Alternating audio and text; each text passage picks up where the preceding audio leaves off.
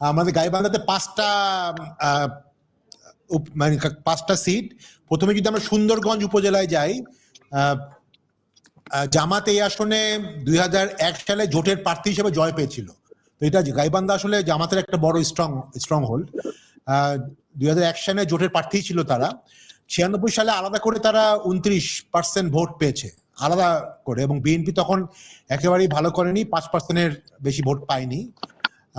জামাতের প্রার্থী মাজিদুর রহমান সুন্দরগঞ্জ উপজেলার চেয়ারম্যান নির্বাচিত হয়েছিলেন, এবং বিএনপি প্রার্থী খন্দকার জিয়াউল ইসলাম, উনি আসলে একজন মানে বেশ প্রখ্যাত চক্ষু বিশেষজ্ঞ, ঢাকাতে যথেষ্ট পরিমাণ তার খ্যাতি আছে। উনি নির্বাচন করছে বিএনপির পক্ষে। এবং এখানে শামীম হায়দার পাটোয়ারি, আপনি জানেন, যিনি বিভিন্ন কারণে মিডিয়াতে আসেন, বিতর্কিত হন অনেক ক্ষেত্রে। তো উনিও এখানে তার আসন ছিলেন, এখানে বোধহয় উনি নির্বাচিত হয়েছিলেন। তো ত্রিমুখী হবে নাকি শেষ পর্যন্ত দ্বিমুখী থাকবে? রাজীব, আপনার প্রেডিকশন কি? আমি একটু মনে করি যে আওয়ামী লীগ আমলে যেসব এলাকাকে সামলানোর জন্য আওয়ামী লীগকে পাঠাইতে হইতো, বিজেপি পাঠাইতে হইতো স্পেশালি, সেটা সুন্দরগঞ্জ তার একটা, সুন্দরগঞ্জ, পলাশবাড়ি, সাদুল্লাপুর, এইটাও ঐতিহাসিক ভাবে এটা জামাতের এলাকা। মাঝে পার্সোনালি তৃণমূলের নেতা, খুব শক্তিশালী লিডার। তো এই নির্বাচনে মাঝে এক চিঠি জিতবে আমার মনে হচ্ছে। 1 নাম্বার, প্রতিদ্বন্দ্বিতা কম হবে। এই কারণে যদি বিএনপির ক্যান্ডিডেট একা থাকতো তাহলে প্রতিদ্বন্দ্বিতা একটা হইতো। কিন্তু যেহেতু ওই শামীম হায়দার পাটোয়ারি আছে, জাতীয় পার্টির মহাসচিব, সে তার নিজের পার্টির যে বা তার পার্সোনাল যে 35-40 হাজার ভোট আছে সেটা সে পাবে, সে না থাকলে এটা বিএনপি পাইতো। তো এই কারণে এটা মাঝেদের জন্য একদম একে তো হোম গ্রাউন্ড, তারপর হচ্ছে তাদের নিজের এলাকা, সাংগঠনিকভাবে মারাত্মক শক্তিশালী। মানে এটা মারাত্মক বলতে মানে একদম সুপারলেটিভ বলে দিচ্ছে, মারাত্মক শক্তিশালী। এটা জামাতের আসন।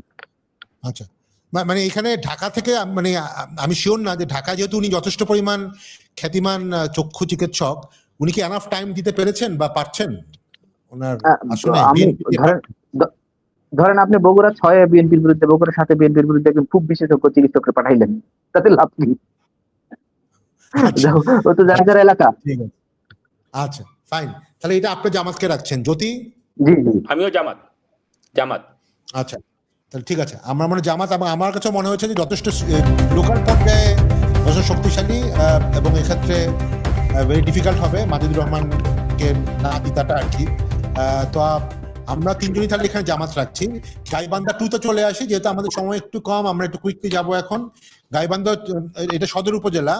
এক্ষেত্রে জামাত ইসলামী মোহাম্মদ প্রার্থী আব্দুল করিম উপজেলা পরিষদ চেয়ারম্যান হয়েছিলেন, বেশ কয়েকবার কারাভোগ করেছেন, এবং বিএনপি প্রার্থী আনিসুজ্জামান বাবু কেন্দ্রীয় কমিটির গ্রাম সরকার বিষয়ক সম্পাদক।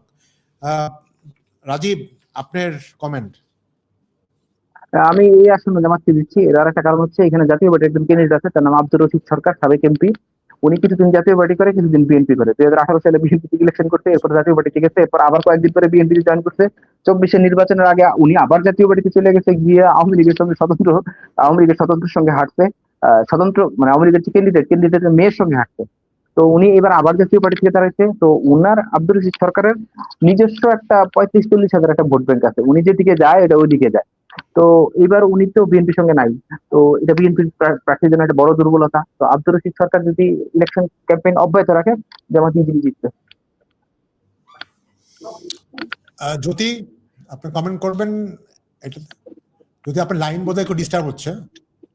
আর রশিদ সরকারকে বিএনপির ওই জায়গায় খুব ভালো ক্যান্ডিডেট আছে তাও না, রশিদ সরকারের হয়তো দিত, কিন্তু রশিদ সরকার কয়েকদিন পর পর দল বদলায়, এই কারণে ওনাকে আর কেউ ট্রাস্ট করতে পারে না। ওকে, আমার মনে হয় জ্যোতির লাইনটা ডিস্টার্ব হচ্ছে। জ্যোতি, কি শুনতে পাচ্ছেন? আমরা আগাই। হ্যাঁ, আমার মনে হয় এইটা আপাতত আমি আর রাজীব দুজনই জামাতকেই রাখছি। জ্যোতি থেকে আমরা পরে আপডেটটা নিয়ে নিব। আমরা এবার আসি গাইবান্ধা 3-এ। গাইবান্ধা 3-এ যদি দেখি, এখানে পলাশবাড়ি ও সাদুল্লাপুর উপজেলা। এই আসনে জামাতে ইসলামের প্রার্থী সাবেক উপজেলা চেয়ারম্যান নজরুল ইসলাম, লেবু মাওলানা হিসেবে পরিচিত।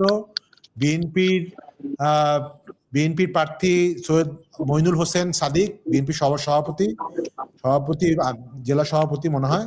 এবং 91 সালে জামাত এই আসনে 23% ভোট পেয়েছিল, 96 সালে 17%। বোঝা যাচ্ছে জামাতের একটা ভালো ভোট বেজ এখানে আছে। জামাত প্রার্থী আব্দুল কাউসার 2001 এবং 2008-এ জোট প্রার্থী হয়েছিল, 3বারই উনি নির্বাচন করেছিল, অর্থাৎ দেখা যাচ্ছে অনেক মানে অভিজ্ঞ ক্যান্ডিডেট। এবং বিএনপির প্রার্থী এবার প্রথমবারের মতো নির্বাচন করছে। তো একজন তাহলে পুরান ক্যান্ডিডেট এবং একজন নতুন ক্যান্ডিডেট।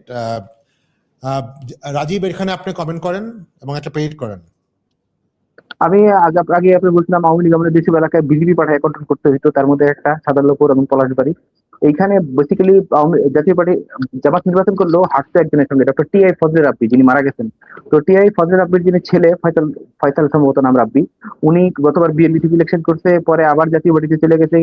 এই ওই এলাকার একটা বৈশিষ্ট্য হচ্ছে তারা কয়েকদিন পর দল বদলায়। তো এইবার ফজলে ডক্টর রাব্বির ছেলে এবার গিয়ে আবার জাতীয় পার্টি থেকে দাঁড়াইছে। তো ডক্টর রাব্বির ফ্যামিলির যে ভোট, উনি 8বারের এমপি ডক্টর ফজলে রাব্বি, তো উনি ওনার ফ্যামিলির ভোটগুলো পাবেন এই অঞ্চলে। আর বিএনপির যে ক্যান্ডিডেট, এই এলাকায় বিএনপি হিস্ট্রিক্যালি দুর্বল, সুতরাং জাতীয় পার্টি বাড়ে থাকার কারণে জামাত জিতে যাবে এই আসনটা। মানে এখানে জাতীয় পার্টি জিতার সম্ভাবনা আছে রাব্বি সাহেবের ছেলের? না না না, রাব্বির জেতার সম্ভাবনা নেই, কিন্তু উনি জামাতকে হেল্প করবেন ভোট পেয়ে। ওনার বাবা 8বার এমপি ছিল, সেটা অন্য কথা। 7বার 8বার এমপি ছিলেন, 7বার, এটা অন্য কথা। কিন্তু উনি পার্সোনালি জিততে পারে না, কারণ উনি একবার কয়েকদিন বিএনপি করে, কয়েকদিন জাতীয় পার্টি করে। আচ্ছা আচ্ছা আচ্ছা, ওকে। জ্যোতি, আপনি লাস্ট গাইবান্ধা 2টাতে লাইন ডিসকানেক্ট হয়েছিল, তো এখানে আমি আর রাজীব দুইজনই জামাতের পক্ষে পে করছি, জামাতের ক্যান্ডিডেটকে। আপনি কি ওই প্রেডিকশন কি গাইবান্ধা 2 কি জামাত করবেন নাকি অন্য? আপনার কথা শোনা যাচ্ছে না জ্যোতি। গাইবান্ধা 4-এ বিএনপির প্রয়াত সংসদ সদস্য আব্দুল মোতাল্লিব আখন্দের ছেলে শামীম কাউসার লিঙ্কনকে দলীয় প্রার্থী মনোনয়ন করা হয়েছে। বাবা মারা যাওয়ার পরে শামীম কাউসার লিঙ্কন 2006 সালে উপজেলা নির্বাচিত হয়েছিল একবার। এরপরে স্বতন্ত্র প্রার্থী হিসেবে নির্বাচন করেন এবং 4.6% ভোট নিয়ে একা পান স্বতন্ত্র প্রার্থী হিসেবে। জামাত প্রার্থী আব্দুর রহিম সরকার 2008 সালে জোটের প্রার্থী হিসেবে নির্বাচন করেছিলেন এবং 25% ভোট পান। এই আসনে জামাত 91 সালে 22% এবং 96 সালে 14% বা 14.5% ভোট পায়। গাইবান্ধা 4-এর ব্যাপারে রাজীব একটু আপনার প্রেডিকশন বলেন।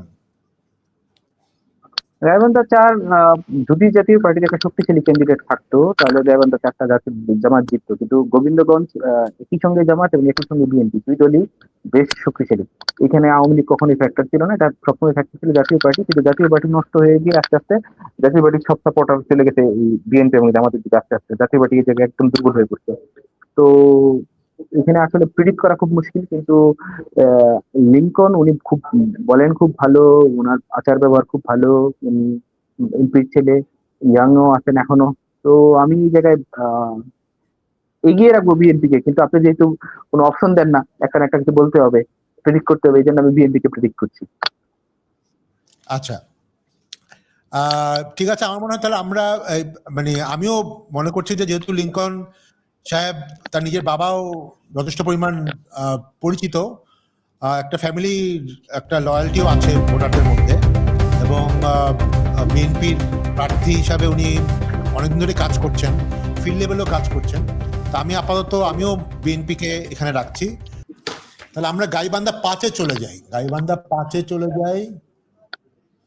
ফুলঝুরি উপজেলা ও সাঘাটা উপজেলা, এই আসনে প্রায় 4 জন যথেষ্ট পরিমাণ স্ট্রং ক্যান্ডিডেট আছে এবং এই আসনটাও মনে হচ্ছে খুব ইন্টারেস্টিং হবে। জাতীয় পার্টি ও আওয়ামী লীগ বরাবর প্রতিদ্বন্দ্বিতা করেছে। বিএনপির অবস্থান তুলনামূলকভাবে শক্ত হলেও বহিষ্কৃত নেতা এবং সবচেয়ে হয়তো ডিফাইনিং এটাই হবে, প্রভাবশালী নেতা নাহিদুজ্জামান নিশাত স্বতন্ত্র প্রার্থী হিসেবে বেশ শক্ত অবস্থানে আছেন। এই আসনে ত্রিমুখী বা চতুর্মুখী হওয়ার সম্ভাবনা আছে। রাজীব? এই আসনটা এক নম্বর হচ্ছে শামীম হায়দার পাটোয়ারি এখানে এসে প্রার্থী হওয়ার কারণে জাতীয় পার্টি নিজস্ব ভোটগুলো উনি পাবেন, নো ডাউট। আওয়ামী লীগের কিছু ভোট পাবেন, নো ডাউট। এবং এটা বগুড়ার কাছাকাছি হওয়ার কারণে বিএনপির যথেষ্ট প্রভাব ছিল এই এলাকাটাতে। কিন্তু নিশাত পার্সোনাল তৃণমূলে খুবই জনপ্রিয় নেতা। তো আমার কাছে মনে হচ্ছে, কি কারণে যেন মনে হচ্ছে যে এই আসনে আসলে ফাইট হবে জামাত এবং বিএনপির স্বতন্ত্রের মধ্যে। বিএনপির মূল প্রার্থী ফাইটে আসতে পারবেন বলে আমি মনে করছি না। নিশাত এবং জামাতের মধ্যে হবে। এবং আমি এই জায়গায় দেখতে পাচ্ছি, আমার কাছে মনে হচ্ছে বিএনপির ভোট স্প্লিট হওয়ার কারণে জামাত বেরিয়ে যাবে।